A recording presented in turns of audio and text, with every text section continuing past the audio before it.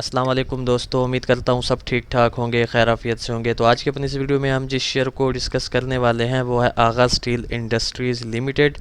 तो आगा स्टील पर ये हमारी फर्स्ट वीडियो होने वाली है। ये इस वक्त आप लोगों के सामने वीकली टाइम फ्रेम ओपन है आगा स्टील का। सबसे पहले इसकी प्रीवियस हिस्ट्री का एक हल्का फुल्का सा ओवरव्यू कर लेते हैं, फिर उसके बाद इसकी करंट सिचुएशन को आप लोगों के साथ डिस्कस करेंगे। तो इस पॉइंट से जो है वो स्टार्टअप ले रहे हैं। ये 2020 11वें महीने का साल है और इन्वेस्टिंग.com पर जो आगा स्टील का डेटा अवेलेबल है वो 2020 11वें महीने से ही अवेलेबल है। तो आई थिंक सो कि ये 11वें महीने 2020 में ही स्टॉक एक्सचेंज पर लॉन्च हुआ होगा। बहरहाल जब ये लॉन्च हुआ तब इसकी प्राइस थी 30 रुपीज़ के आसपास। 30 रुपीज़ के बाद हमें इसमें एक हाई देखने को मिला तकरीबन 40 रुपीज़ का। तो ये जो 40 रुपीज़ का हाई है ये आगा में ऑल टाइम हाई है। इससे ऊपर अभी तक जो है वो आगा में सेकंड हाई क्रिएट नहीं हुआ। तो अपने ऑल टाइम हाई के बाद से लेकर अब तक अगर आप लोग थोड़ा सा फोकस करें तो आगा में जो प्रीवियस हिस्ट्री से एक ओवरऑल ट्रेंड चलता हुआ आ रहा है वो इसका काफ़ी स्ट्रांग डाउन ट्रेंड है। और रिसेंटली ही इसमें हमें एक इसका ऑल टाइम लो देखने को मिला जो कि था तकरीबन 9 रुपीज़ का। तो इसका जो ऑल टाइम हाई है वो 40 रुपीज़ का है और जो इसका ऑल टाइम लो है वो 9 रुपीज़ का है। और जहाँ पर ये इस वक्त ट्रेड हो रहा है वो तकरीबन 10 रुपीज़ के आसपास का लेवल है।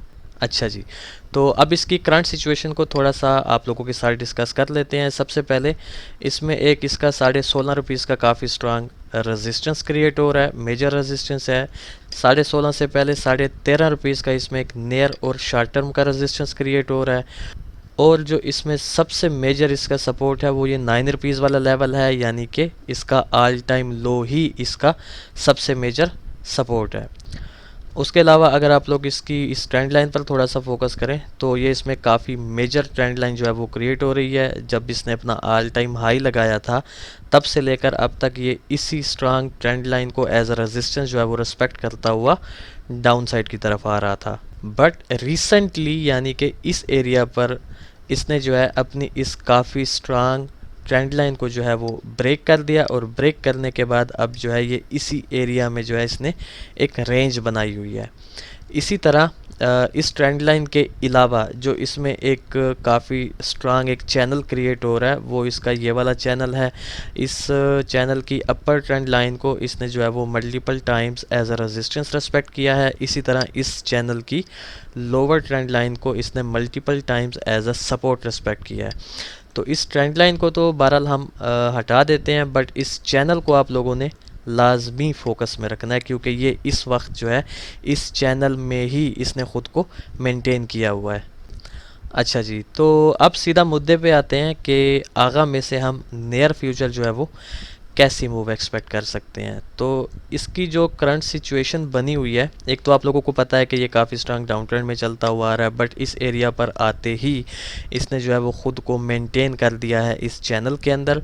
उसके अलावा इसके जो हॉरिजॉन्टल लेवल्स हैं वो मैं आप लोगों के साथ डिस्कस कर चुका हूँ।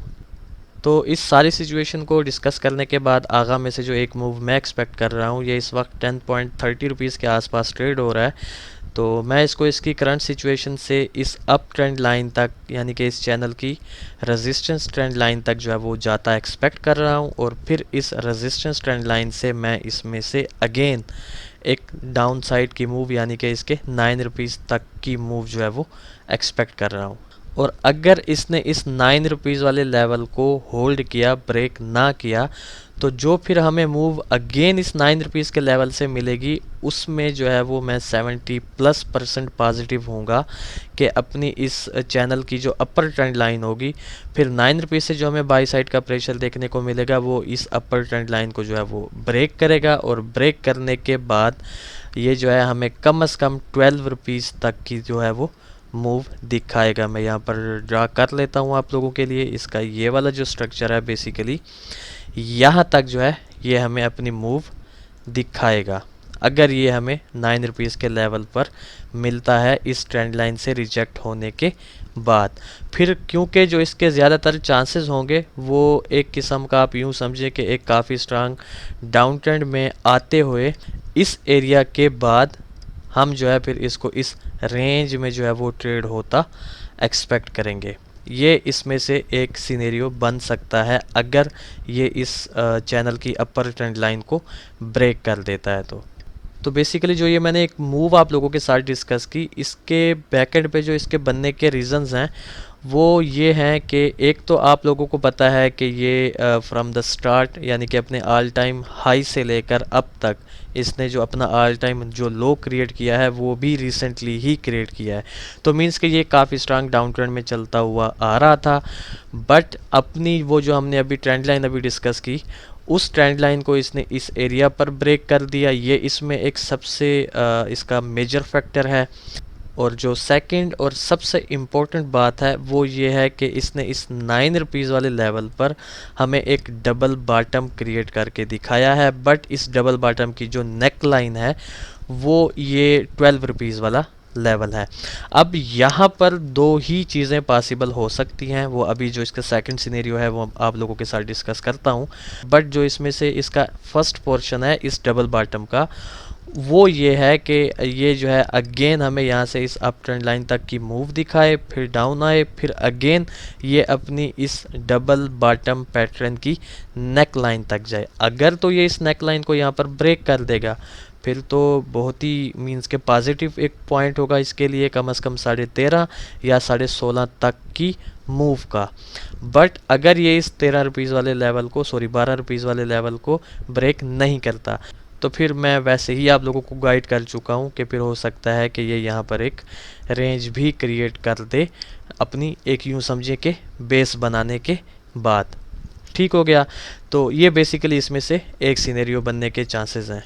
अब इसी तरह इसमें से जो इसका एक सेकंड सिनेरियो बन सकता है वो जनाबे वाला ये है कि उसके लिए इसे कम से कम इस 9 रुपीज़ वाले लेवल को, जो कि इसका बहुत ही मेजर सपोर्ट है और इसका ऑल टाइम लो भी है, इसको जो है इसने यहाँ पर ब्रेक करना होगा। से फॉर एग्जांपल अगर ये इसका फर्स्ट सिनेरियो फॉलो होता है तो जो इसका सेकंड सिनेरियो है उसके फॉलो होने के लिए इसको इस 9 रुपीज़ वाले लेवल को ब्रेक करना होगा, क्योंकि जैसे ही ये इस 9 रुपीज़ वाले लेवल को ब्रेक करेगा तो हम जो है इसको मिनिमम इसकी जो लोअर ट्रेंड लाइन है इस चैनल की यहाँ तक आता एक्सपेक्ट करेंगे, और फिर अगेन हम इसको इस लोअर ट्रेंड लाइन से इस चैनल की अपर ट्रेंड लाइन तक जाता एक्सपेक्ट करेंगे। तो ये बेसिकली इसमें से इसका एक सेकंड सिनेरियो बन सकता है। इसके वैसे मेरे ख्याल से बनने के चांसेस कम हैं, क्योंकि यहाँ पर जो इसने एक स्ट्रक्चर बनाया हुआ है तो उसको देखते हुए मैं इस फर्स्ट सिनेरियो के बनने के चांसेस जो हैं वो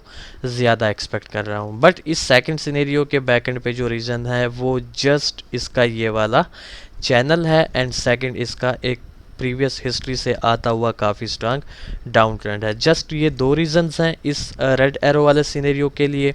बट जो मैंने अभी डिटेल्स में जो आप लोगों के साथ इसके फैक्ट्स एंड फिगर डिस्कस किए हैं उनकी बेस पर हम इसमें से ये फर्स्ट सिनेरियो एक्सपेक्ट कर रहे हैं। अच्छा, अब मैं जल्दी से इन दोनों सिनेरियोज़ के ट्रेड प्लान्स आप लोगों के साथ डिस्कस कर लेता हूँ कि बोथ केसेस में आप लोगों ने वेट करना है कम से कम 9 रुपीज़ का। आप लोग इसको करंट सिचुएशन में भी बाय कर सकते हैं, बट वो थोड़ा सा एक एग्रेसिव साइड पे चला जाएगा। बट अगर आप लोग इसको बाय करना चाहते हैं तो ऑब्वियसली कर सकते हैं, बट अगर आप थोड़ा सा कंजर्वेटिव साइड की तरफ जाना चाहते हैं तो आप लोगों ने 9 रुपीज़ का वेट करना है। अगर ये आपको 9 रुपीज़ पर मिलता है तो आप लोग इसको यहीं पर बाय करेंगे। आपका जो स्टॉप लॉस होगा कम से कम 1.5 यानी कि 1.5 रुपीज़ डाउन आपका स्टॉप लॉस होगा। आपका पहला टीपी ये 12 रुपीज़ वाला लेवल और जो सेकंड होगा वो ये 13।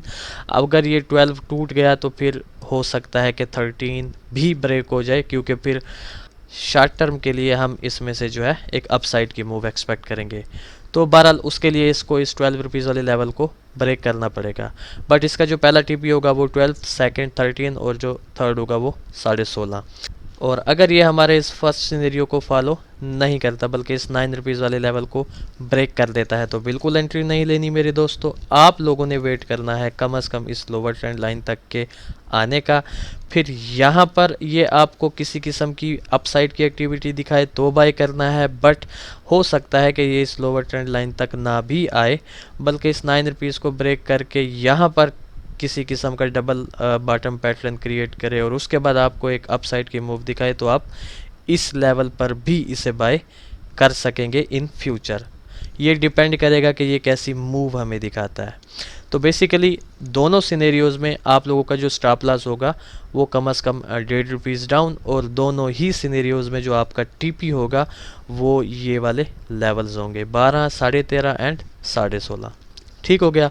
तो ये था बेसिकली एक शार्ट सा अपडेटेड एनालिसिस आगा स्टील के रिलेटेड। तो देखते हैं कि नियर फ्यूचर आगा स्टील हमारे इन दो सिनेरियोज़ में से किस सिनेरियो को फॉलो करता है। फिर इंशाल्लाह नेक्स्ट वीडियो में आप लोगों के साथ मुलाकात होगी। तब तक के लिए अपना ख्याल रखें, खुश रहें, अल्लाह हाफिज़, अस्सलाम वालेकुम।